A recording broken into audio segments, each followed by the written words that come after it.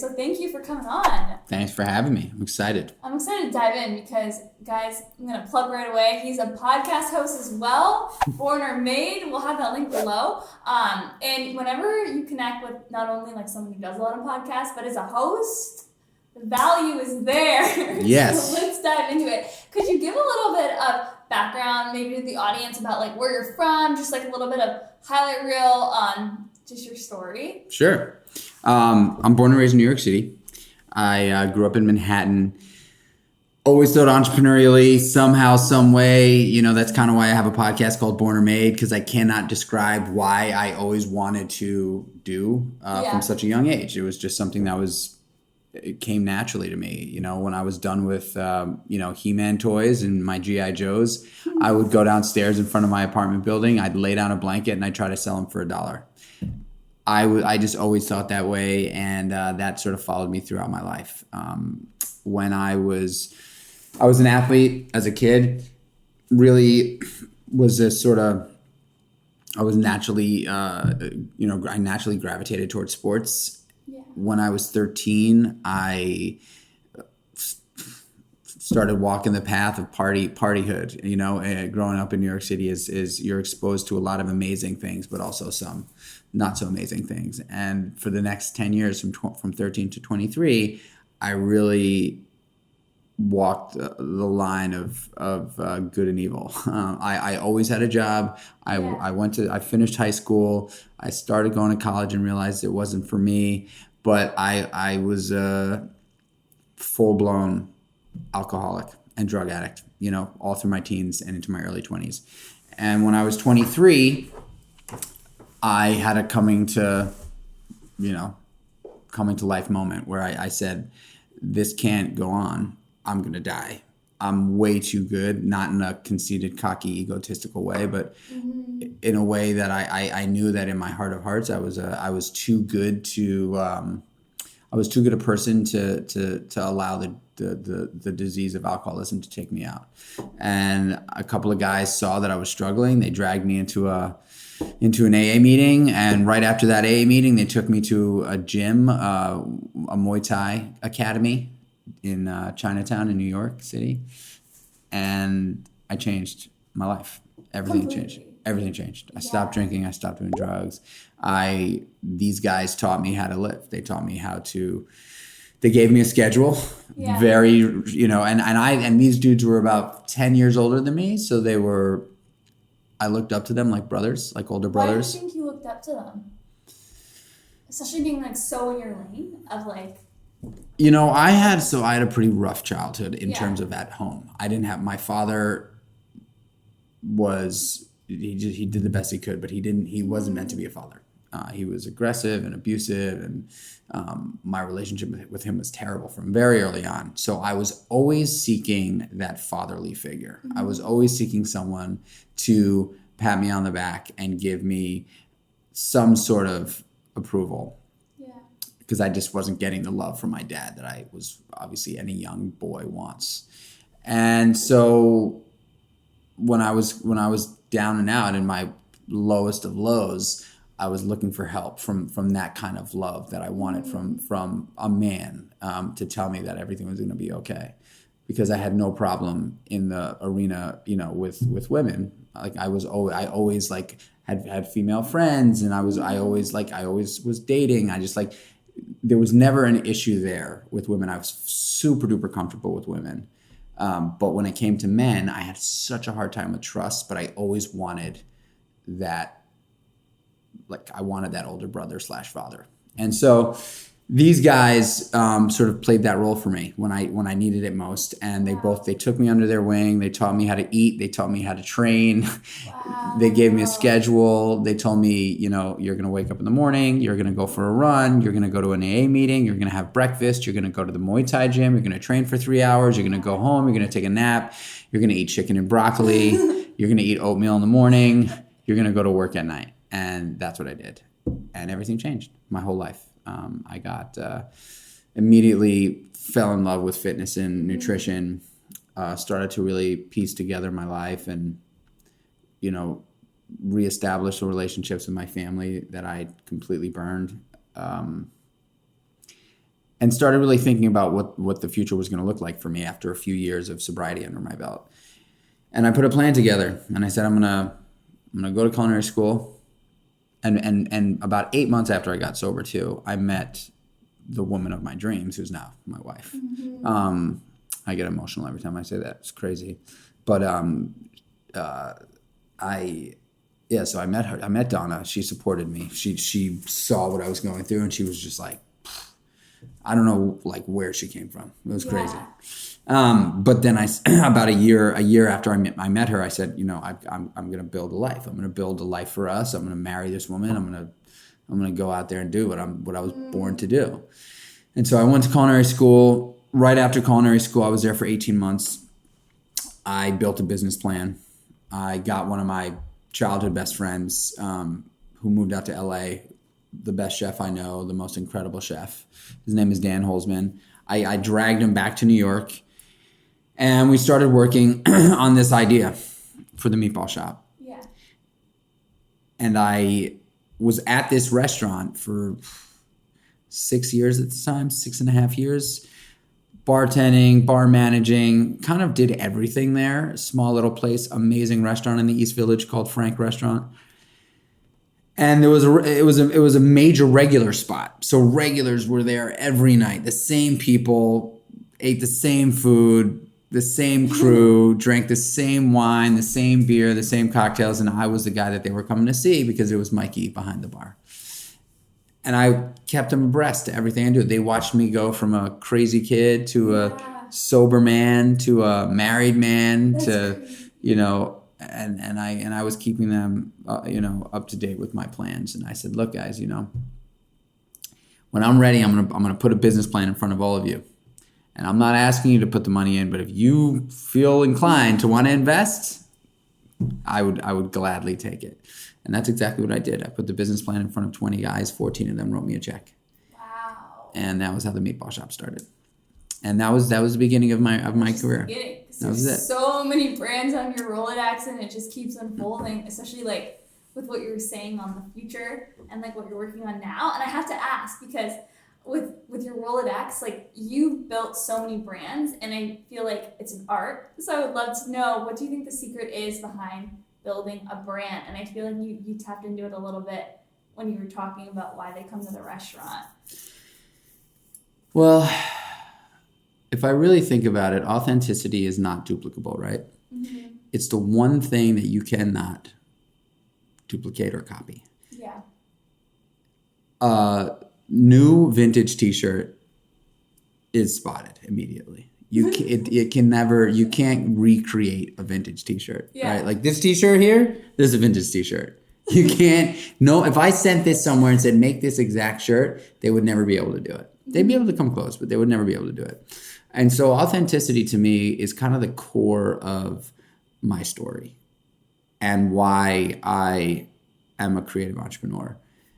I believe building a brand is 50-50 split of scratching an itch and listening to people. It has to be 50-50 as far as I'm concerned. You have to be able, for me, every single brand that I've created was a ramification of experiences that I have fallen in love with. And so when I fall in love with something, I tend to obsess and get focused really hard on it. And ultimately want to develop it as hard and as fast as I can, right? I don't open up one restaurant, I open up 16. I don't run a 5K, I run marathons. I don't strength train, I compete in bodybuilding competitions. I don't train Muay Thai, I compete in Muay Thai. Everything I do that I fall in love with, I take it to as far as I can, or pretty damn far. Yeah.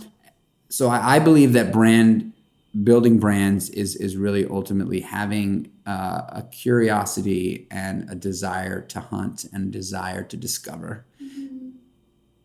Believing in yourself to a point where the fear sphere of entrepreneurialism doesn't outweigh your desire to discover. Yeah. And then you also have a genuine ability to listen to what other people want, so that you can build those ideas or build those learnings into your business. Love that. Someone listening is probably just like, damn, this guy's like fearful, like fearless. Like he just like, you're so aggressive with like everything. You want to create something and you don't just go small, you go huge. So I got to tap into, I would love to hear more on like the mindset, because I feel like someone listening might be like, I want what he has. Where does one even begin? Maybe even to start, I would love to hear actually, what's your why? Because I know that to even go after and like create this big abundant life, we need to have a driver. So what's your why that keeps you like pushing to be the best version of yourself every single day? I'm a server at my core. I'm here to serve other people. That is what I believe to be my superhuman power, is that I know that and I believe it. I also absolutely love human engagement. I love the connectivity between two human beings, or 4 or 6 or 4,000. Yeah. I think that the energy that's created from human beings connecting is like nothing else. And so if I can create business, brand, family to expose me more to that experience, that energy, I am fulfilling my why. I love serving others. I love making people happy. I mean, I didn't just land in the restaurant business. I believe I was put there. And I got my first job in a restaurant when I was 12. I knew that I had arrived then. I have not, up until the pandemic, from 12 to 39, I'd always had a job in a restaurant. There'd never been a single moment where I wasn't working in one, whether I owned it or not. I've always worked in a restaurant. Yeah. And I can't help myself, even as an owner of restaurants for 12 years, if I'm inside the restaurant, most people look at me, I mean, unless they know who I am, they don't think I'm the owner of the restaurant. They look at this, they're like, who's this kid? Because I've got my sleeve rolled up, I got tattoos, I'm running around the restaurant, I'm in t-shirt and jeans, I got my hat backwards. Like, I'm not trying to impress anybody. I'm just trying to make you happy. Period. Done. And so if that means that you've got a pile of plates on your table and the busboy isn't able to get there, I am bussing tables. I'm running food. I'm making drinks. I'm greeting guests. I'm doing all those things that genuinely are obviously great for the restaurant, but ultimately make me happy and feel fulfilled. And so now I'm able to do that with a new business that I'm creating to many more people, because I'm an experiential entrepreneur and a creative entrepreneur, but my businesses to date have been all an experience, all in, in person. And I love that, because that allows me to tell the story of the business easily, right? The business of business is storytelling, right? Like, if you can't tell the story by somebody experiencing what you're selling, you kind of failed. People love hearing stories. Like, human beings since the beginning of time have sat around a fire pit, like dying to hear the story. And there's not, and I sort of explain, like, the entrepreneur, right? The real entrepreneur is the real storyteller. There's always, like, in a tribe of people, there's like a small handful that are always the ones that are telling the story. Yeah, the majority of the people are listening, and if you're a storyteller and you're good at it, man, like, the sky's the limit, I don't think that it's for everyone. Totally. But I'm off on a little tangent here. No, I love it.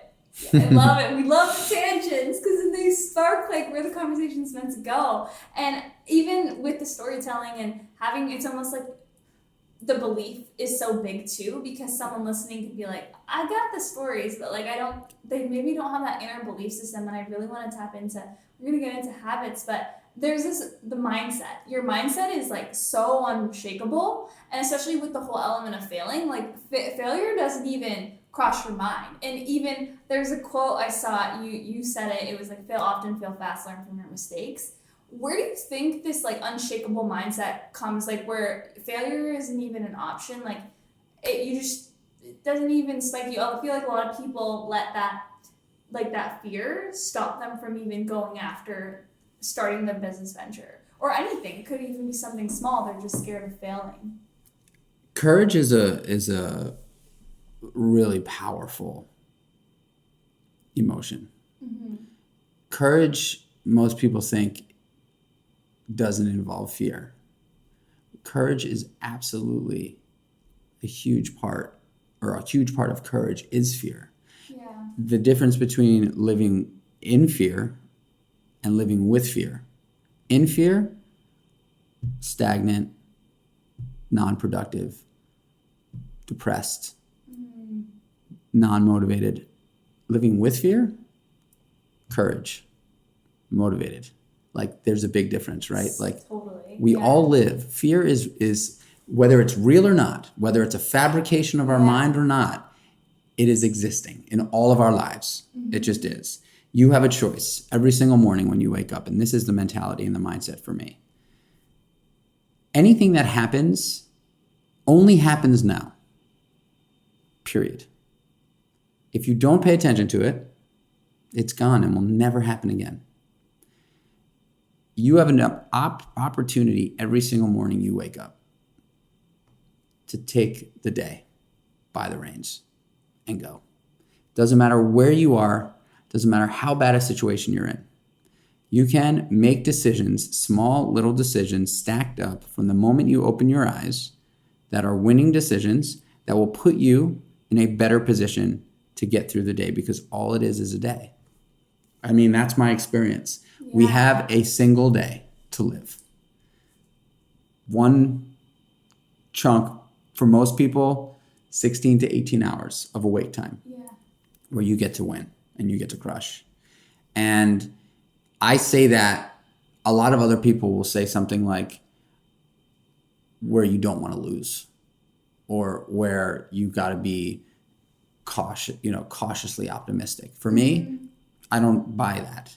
I say I have 16 to 18 hours to win every single day. And it's not like it's all about the win. It's not like, oh, I need to win. It's all about like, I can control very, very, very, very, very few things, right? Yeah. Like I can't control what you think.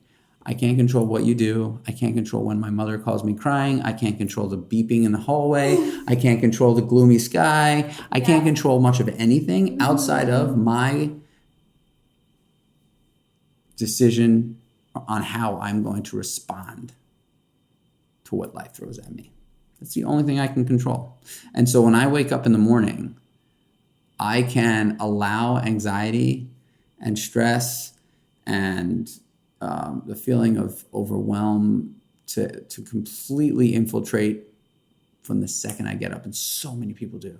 They just wake up and that anxiety is like, and then they take the bait and they start telling themselves, oh God, the stress, the anxiety, what am I going to do? Yeah. I just want to roll over and go back to bed.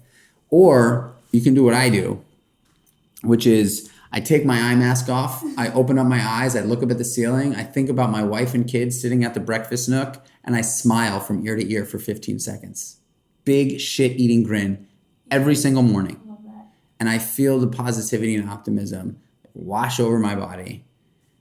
And that's how I start my day every day. And I've got a long list of things that I do after that. Yeah. But like the mindset for me is I have the choice of whether I want to win or I want to fail today. And it's not that I'm afraid of failing. It's that I want to win. I want to fucking win. And it's not like, I don't think that it should, I'm not trying to say that like I need to win or else. It's that I know I have the choice to win. Yeah, and that choice is like where all the power lies. And a lot of people just like give away that power every single day. And you don't even let yourself like see your potential if you let yourself lose. And I would love to hear the morning routine, the infamous morning routine, because you hyped it up. And I'm sure everyone listening, even like what you just said, it's just like, holy shit, like I feel like I'm gonna re-listen to back tap that and re-listen to that as well, because it's just like whenever you need that, we all need to hear it. And it's so true whenever you're in that sort of we all are human. Like sometimes life can happen to us, and if you don't cultivate that mindset of like not reacting but responding to it with the uplifting ways that we know how to cope with things, then you can actually fall down the rabbit hole. And I feel like you have your structure locked in, like your routine so solid that like that doesn't even entertain. Like, well, you know, I mean, it's good that you bring that up because there are times like last night, right? Mm-hmm. I'm down in the city. My wife and kids are upstate. This is a new thing for me where I'm coming down here for a few days a week to focus on work. And I invited a few friends over for a barbecue last night. Now, I'm typically in bed by 9:30, 10 o'clock every night. It's just part of my shtick. You know, like that's, I like going to bed early and I like waking up early. Yeah. However, I had friends over and they didn't leave until 11. And we smoked cigars, and it was a fucking awesome. Can I curse on this? Yeah. Okay. It was a fucking awesome time, and I didn't get to bed till 11:30, which is honestly late for me. I live a life of wellness. Like I want to be like boom on fire.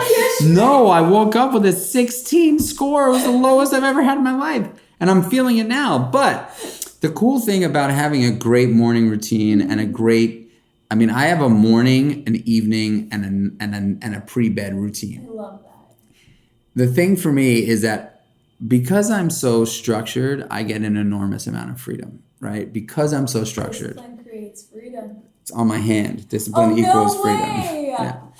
So, I didn't know that. That's so cool. Yeah. So for me, because I'm so structured in how I think about my day, when I have a night like that, you know, I'm totally cool with it. Even though, like, I wish I would have gone to bed earlier because I didn't wake up late. You know, I still woke up at 5:15 this morning. You know, I think when you live this like a life of wellness, or when you live this journey where you are trying to be your best version every day, it's okay when you fuck up, right? Like, I eat really clean, but I know tonight. Last night I had steak and you know, like and I mean we ate a lot last night, and tonight I'm going out for dinner with friends. I know that I'm gonna eat, you know. But you're saying this, so a lot of people feel like you can't ever like get outside the line. Oh, no. Especially someone like yourself. Like, it's so nice to hear it because we feel like shit, especially with social media, when we see everyone like doing, everyone's only showing when they want to show. Did you show your night last night? I didn't. Actually, I should have, but I didn't. So humanize it. But I know, I love that you're saying this because it's so true. But then I also feel like because you're so strong with your routine, like that night, yes, maybe the Whoop score is a little off, but it's not going to throw you off. No. And I also, look, I've competed in, you know, bodybuilding competitions, right? Which is probably, you know, the most intense mental, physical, and actually spiritual experience one could go through, because you train extremely hard. You not only lift, like you're lifting intensely, but you're also doing an enormous amount of cardio when you're in a contest prep. You're in deficit. And then you're in a severe deficit. Yeah. So you're down in the, you know, 3 to 5% body fat arena. And I'm here to tell you that I cheat even then. I just do. And I know that if I'm an extreme dude, but I can't live my life without the ability to veer off every now and again. I just can't. I can't do it. I think that would be lame. I think that would be, you know, what's like the point of like being my best version is not being able to treat myself every now and again. You know what I mean? Like, I love that. That's a quotable right there. Yeah, I think it's important. I think that, you know, really, like, if you want to actually be the best version of yourself, which sounds kind of corny and cliche, but the truth is that is what I strive for every day. Yeah. I know that I have to be able to also enjoy. I don't drink, I don't smoke, I don't do drugs. And so I totally believe in, you know, even my coach, who he's, you know, when I was leading up to, you know, we had a competition. We were deep in a prep in March, in the beginning of the pandemic. Oh, shit. And so I had a show in May. And I had been 3.5 months into this contest prep where I was just depleted, Yeah. And we said, well, chances are we're not going to get to compete.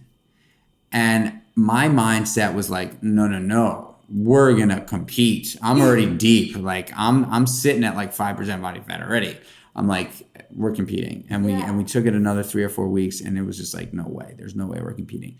So we tried to get a show in October, and that following October, couldn't get a show in October. Did you stay super lean this whole time? So I went, I sort of like came back up. So it was May, June, July, August, September. No, so it was May, and then we were trying to get a show in July, because we were thinking that it was something was gonna loosen up. That's what they could, yeah. And then I couldn't get a show in July, so we were like, okay, let's eat a little bit, and we'll keep it at arm's length. Just coast. And then I found a show in September that was going to happen. And my coach said, you're going to win the show. And I was like, in my mind, I'm like, win the show? Like, I go to compete, no doubt, but he did something for me.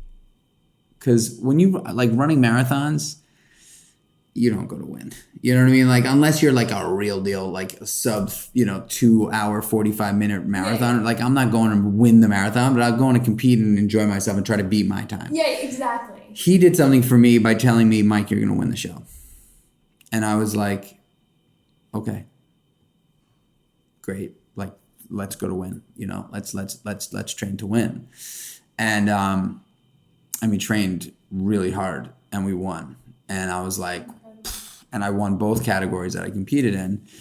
And that shifted something for me where I was like, mind is powerful, right? Like the mind is powerful as shit.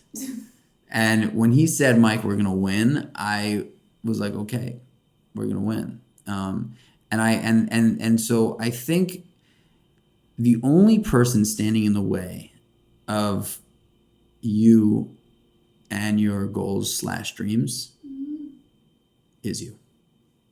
That's what I learned in that experience, where I did not ever think about going into this bodybuilding show thinking that I was going to go win. I was like, I'm going to go compete and I'm going to give it my all. And then when he said, no, Chernow, you're going to fucking win. I was like, I'm going to win. And then I was like, wow. Something shifted.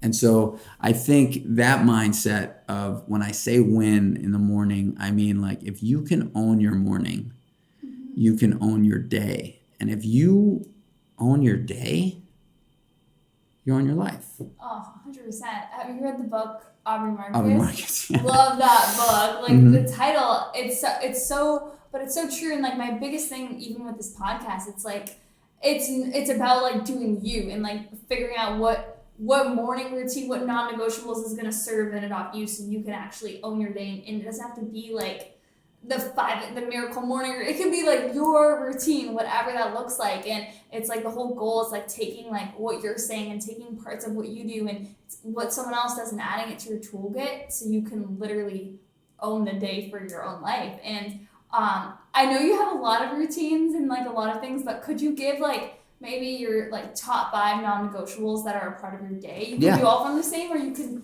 I know you have 3 routines. Well, I'll give you my morning routine because it's the one that I'm most passionate about because I think it's the most important. I wake up at 5:15 every single morning. I don't have an alarm clock, but I just somehow tend to open up my eyes at like 5:13 every single day. I take my eye mask as soon as I know I'm awake. I take my eye mask off. I open my eyes and I smile for 15 seconds, and I count to 15 seconds, and I'm literally smiling as hard as I can to really release the serotonin into my body, so that I almost get a chuckle out of myself. So if I can get like an out loud laugh first thing in the morning, massive win, just major massive win, right? Like 1 thing smile, 2 thing laugh. Wow, like you start your day like that. We don't laugh enough. So for me, we don't smile enough and we don't laugh enough. Even if it's like sometimes a little disingenuous, right? Yeah. So I do the smile first thing in the morning. I go into the bathroom, I put on my contacts, I take a piss, I weigh myself because I'm in the bodybuilding game. Yeah. I splash cold water on my face. I get down on my hands and knees. I pray. I've got a higher power that I connect with every single morning. I say the same prayer. I do 50 push-ups, 50 crunches. I get up. I quietly walk past my wife while she's still sleeping. I go downstairs. I make myself a cup of coffee. I open up my journal. I journal for a little bit. I sit for 10 minutes in meditation. And that's about 5:45, 6 at that point. And then I go right into the gym. I have a gym in my garage. When I'm here in the city, I go to the gym out here and I train. And I train for about an hour and a half, sometimes 2 hours. And then I come back. I make my first meal of the day, which is a blend of oats and protein and supplements that I eat every single day. It's the first thing I put into my body, and it's the best thing I put into my body. It's like the meal that I look forward to. Yeah. I'm building a business around it.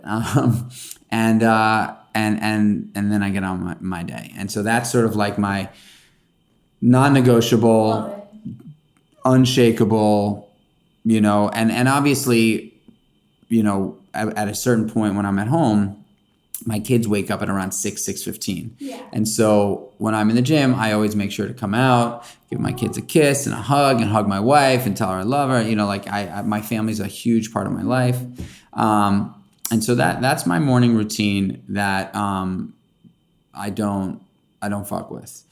One thing that I don't do enough of that I would like to add to that routine, which I just haven't done, is try to get in 15 minutes of reading every morning.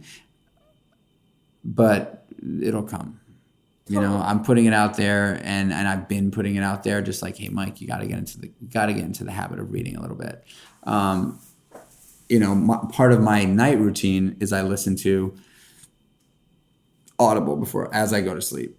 And so that's always how I fall asleep, listening to any book that you're reading right now, or any book that you've read that's like changed the game? It's been like yeah, I just finished up 5 a.m. Club. I think it's called the 5 a.m. Club. Robert Sherman. Hold on one second. I'm spacing the name. It is called. Shouldn't be the 5 a.m. Club. I think it's 5 a.m. Club. 5 a.m. Club. Really, really great book that I just finished reading. Yeah, I love that. I love that book. The two books that I read before that were Jocko Willink's books, Extreme Ownership and Dichotomy of Leadership. I love those books. It's funny that you said Mike Matthews. So I always sort of like, if I just want to touch up on some nutritional fitness stuff, like I'll go back to Beyond Bigger, Leaner, Stronger, or Bigger, Leaner, Stronger, and I'll listen to some of that stuff. Full transparency, I don't sit down and read much. I tend to listen to all of mine. I feel like I absorb more listening too, and I feel it's easier. And I think that it's a domino effect, right? Like your morning routine's so solid, and it's gonna happen. You're gonna add in like another 10, 15 pages of reading, but it's like such a domino, because I feel like anyone listening, whether you, when you were 22, couldn't even imagine if you had this like routine or cultivating some sort of routine at that age. So it's so awesome to hear that, because it truly just like the odds just stack up in your favor. Right? I will also say that there's one other thing that I don't get to do much of anymore because I'm up before everybody. Yeah. But making your bed is a really big one. If I'm staying at a hotel, if I'm not with my wife and kids, and I'm down here in the city or whatever, the first thing I do when I get out of bed, if nobody's in it, is I make it. Even if I'm in a hotel, like anywhere, I like if I'm staying at a friend, like the being able to it takes 2 seconds. You know, you feel complete. You feel complete making a bed. I don't remember Mel Robbins, maybe, I think. Do you know Mel Robbins? Yeah. Someone said that, and it was just like, I remember when that like statement came out, just like make your bed in the morning. It's like one thing you feel.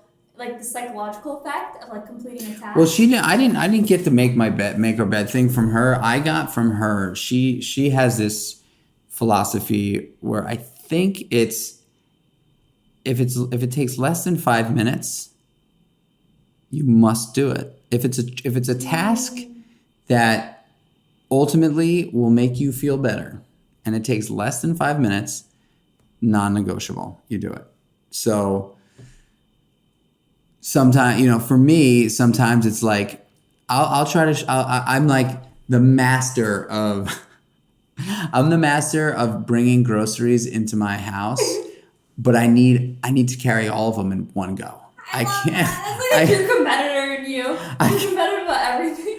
I'm opening up the hood of the trunk of my car, and it's just like, I got 9 bags, and I'm like, all right, dude, let's do this. And I'm like, I got like, and I'm literally struggling to get. There's 2 types of people in this world. There's like that. But that philosophy of like, hey man, like the chances are that it would be faster for you to take 2 at a time, not have to put them down to open up the door and then pick them all back again. Totally. Like take 2 at a time, open the door, bring them in, go back, grab another 2. So that's an example of like this sort of 5 minutes or less non-negotiable thing. I think it's so like 5 minutes or less. Everybody leaves your house. You have some friends over. They've been sitting on your couch. Your couch pillows are all puffed out and look all funky, right? Like you don't want to wake up to that in the morning. Like it's nice to be able to come and like walk into your living room and you're the pillows aren't everywhere and they're not all scrunched down. So it takes about 30 seconds to just like puff the pillows up a little bit and put them back into place, right? Like the blanket that you were using to watch Netflix, at night before you went to bed, like pick up the blanket and fold it, because when you when you wake up in the morning and you see that folded blanket there, it's going to feel better than a blanket that's like unfolded and like sitting on the floor. Things like that are just so simple. Like I've got another habit that is, at this point, it's second nature for me, but I leave it the way I want to find it. Everything. In the gym, every weight goes back in place. In my office, it's like perfect and brand new every single morning. When I leave the office, it looks like a showroom because. Yeah.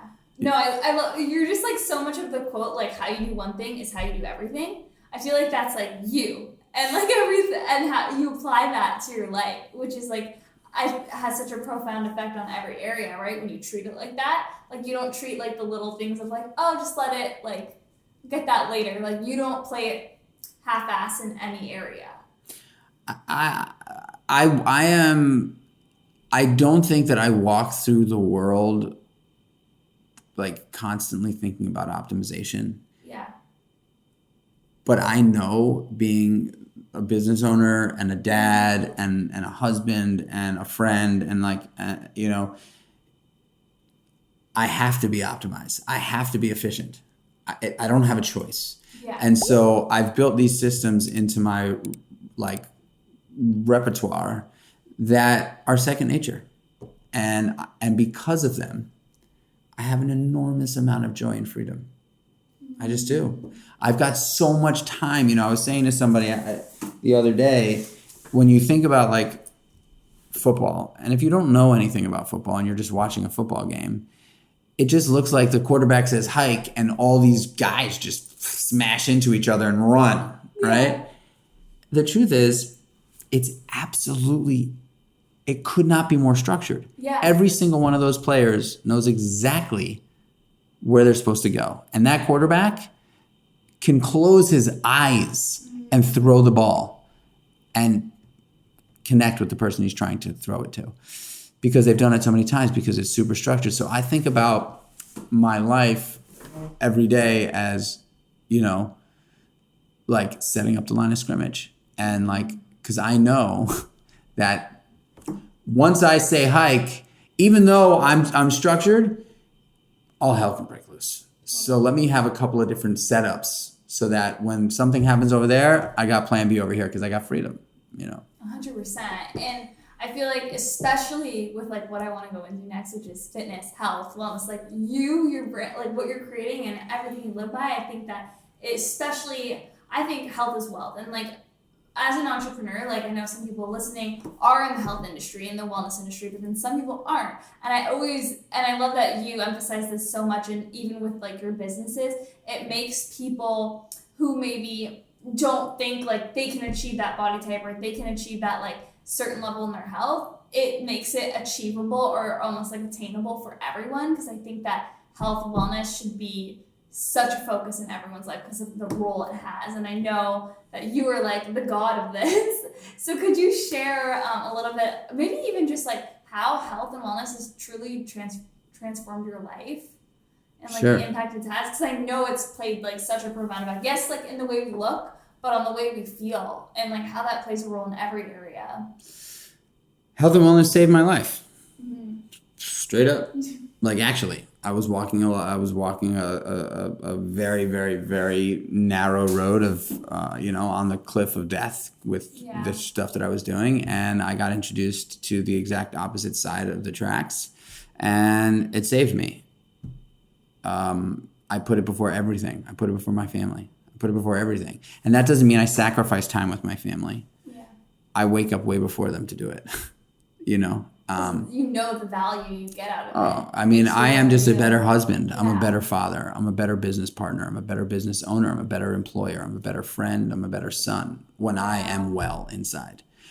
When I take care of myself and I feel that I am, and I honestly, anybody who's contemplating getting into fitness specifically, like, I highly suggest doing it first thing in the morning. Like the first thing you do, so that when I was talking about stacking those wins, like, it's a humongous win. Mm-hmm. Everything feels good for the rest of the day. It just does. When it's done and you know that you went out there and like put yourself out there hard, everything else for the rest of the day is like, you can be present.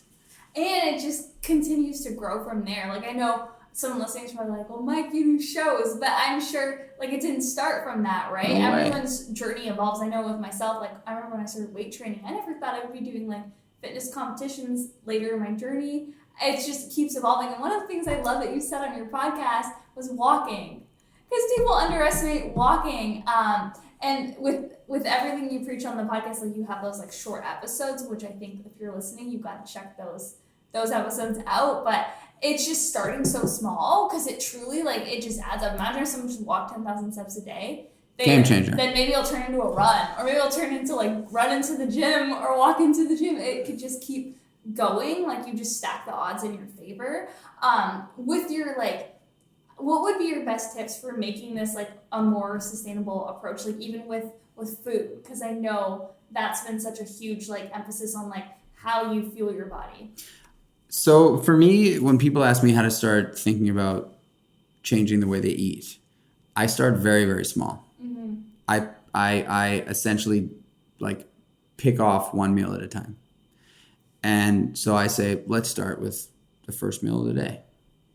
Let's just commit to the first food that you put into your body every single day is going to be healthy, delicious, and nutritious. Let's just start there. Don't even think about snacks or lunch or dinner or your late nights. Yeah. Let's just crush the breakfast. Let's just crush the first meal of the day. And if you're intermittent fasting, your first meal of the day. Let's just make sure that first meal is a winner meal. And let's just start there. And so for anybody who's listening, if you want to change the way you eat, remember, we have one day to live. One day. That's all we get. You know, thousands of them in a row. But we get one day to live. You cannot live tomorrow. Yeah. And you certainly can't live yesterday. You have one day right now. So start with the first meal. If you put positive, awesome, like nutritious shit into your body as the first meal of the day, your chances of making great decisions nutritionally throughout the rest of your day are far greater. If you start with a donut or a croissant, totally, or a fucking blueberry muffin that's 1,500 calories, yeah, your chances of throwing in the towel for lunch and having a burger and fries, far greater. Yeah, even with the training, I know, like, I've heard this so many times, people are like, I remember my mom, she's probably listening, she's like, I went to the gym, I'm going to eat a salad for lunch, like, whatever it is, but you just, like, you do one healthy habit, and then it inspires you for the rest of the day. Could you share the new business? And like, because I know your huge focus is like this new company that you're and it's in the health and wellness, and I know it's like everyone's probably like dying to hear more about it, and it probably ties like into everything you've created previously in your Rolodex. And I feel like, yeah, I would just love to tap in more onto that. Sure. So, I mean, I do I agree. Like my career has led me to this moment, and I'm on the precipice of launching a new business called Creatures of Habit. Obviously, this conversation has been loosely, or not loosely, actually very like consistent in me talking about habits and how they've made me. So I'm taking a step out of the restaurant industry and I'm launching a business in digital wellness, CPG. I'm creating a product called the Protagonist, which is my storytelling stuff. Well, it's my first meal of the day. It's my morning oats, and it's an instant oatmeal that is packed with 30 grams of plant-based protein, 6,000 IUs of vitamin D3, omega-3 fatty acids, pink Himalayan salt, flax, chia, and amazingness. And it's what I've been eating every single day for years. It's the first meal I put into my body, and it's called the Protagonist because it's protein and oats, so Protagonist. Oh, I love that. That's so great. I came up with it on a run. I was gonna ask that. And I know, first of all, it's delicious, right? So oatmeal is nothing new, but I wanted to create a product that I can help change people's lives with. I love being able to tell people stories in my restaurants. Mm-hmm. The only problem with having restaurants is that you got to be in the city to go there. I can't tell you the story of Seamore's or the Meatball Shop in Chicago unless I fly you here. Yeah. So the ability for me to be able to create a product that I know I've been putting into my body every day for years and years, and I'm in the best shape of my life. I have it every single day. I look forward to it. It's satiating. It gets me the vitamins and minerals and macros, perfect macro split for me to kick off my day. If I can get that in front of people that are eating less nutritious things in the morning and give them the chance to say, okay, well, I'm D3 deficient like everybody else on the planet. Yeah. If I eat this, I will no longer be D3 deficient. I don't get omega-3s because I don't like fish or I'm vegan. Well, this product happens to be plant-based and allergen-free. So I get you the omega-3s that you probably need. There's a lot of things that I thought through when I was doing this. It was like, not only is it awesome, delicious, convenient, it's made in under 3 minutes, but it's like, it sounds salesy, but it's actually it's so authentic to me. And so that's the business is called Creatures of Habit. So that's the first product we're launching with. I've also designed a really awesome line of apparel with it. No. Yeah, so the apparel line is going to be sort of like the lifestyle component of the brand, and a really cool capsule collection. Everything cut and sew from top to bottom. We've designed everything, and I'm doing it with Gary Vaynerchuk, and again, Dave Meltzer's involved, and Dan Fleischman, and Dean Graziazzi, and a bunch of great inspirational people that I'm super honored to have on the team. I think this is the one for me. When does it launch? In August. Damn. Yeah.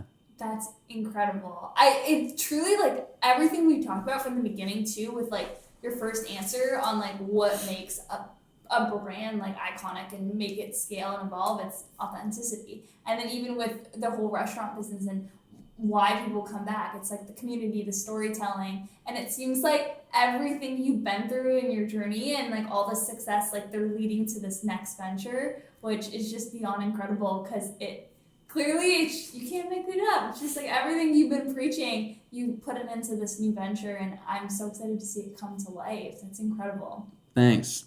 I'm really excited too. And this is the first product. We're gonna have more over time. It's gonna keep evolving. Clearly, you already have like. I'm sure. Do you have any ideas that you guys have in the pipeline coming that you'd be able to share? I'm keeping that one close. But yeah. I mean, look. I think my plan and my goal is to really give people a toolbox that they can rely on. Stack the odds in their favor. Yeah, just if I can fill people's pantries with really awesome things that they're going to be excited to eat, but also excited to understand the benefits of, and not people's relationship with food is really challenging, right? Like Totally. it just is. When I got sober, I had a full-blown eating disorder. I didn't know what I was doing. I had a full-on eating disorder. And my relationship to food was so dysfunctional, and so many people struggle with relationship to food. And so a lot of people that have that problem, which is a lot of people, men and women, it's not just a female thing, men have it. I'm telling you, like I had a severe eating disorder that my relationship was terrible with food. And until those guys sort of showed me what to do and then like walked me off the ledge. But people with that problem really want to just be told what to eat. Especially if it's like, this is not going to make you fat, and this is going to be good for you. And it's also going to be delicious. Like, I want to be able to be part of that conversation, because mental health is a real thing. I've struggled with it and still do at times. And, especially now, the pandemic, and, it's just, there's so much going on. Like, it's a conversation that I said my why is I'm here to serve, right? And so this brand is going to give me an opportunity to share the shit that I've put together over the years with hopefully a ton of people. I love it. I think that it's truly just going to scale and evolve from there too, just with your pure why about it. There's just no other question where it's going to go, and the mission is so abundant and pure, and I just want to thank you and honor you for your time, and oh my gosh, all the value and wisdom shared, and all the value that you continue to share. And I would love for you to give the audience, I'll have everything linked below, but the best ways to connect with you, consume all your content, stay up to date with all your ventures, all your past ventures. Where's the best place? You can just follow me at Michael Chernow, pretty much everywhere. And then if you want, you can go and check out Creatures of Habit, and that's Creatures with a K. So it's Kreat. And then I'll have the podcast as well. Born or Made. Guys, you're going to love that one. And you can go check out the restaurants at Meatball Shop, or at Meatballers, which is the Meatball Shop in New York, and at Seamore's, Seamores, as well. Beautiful. And you guys heard it here. You guys love the episode. You know what to do.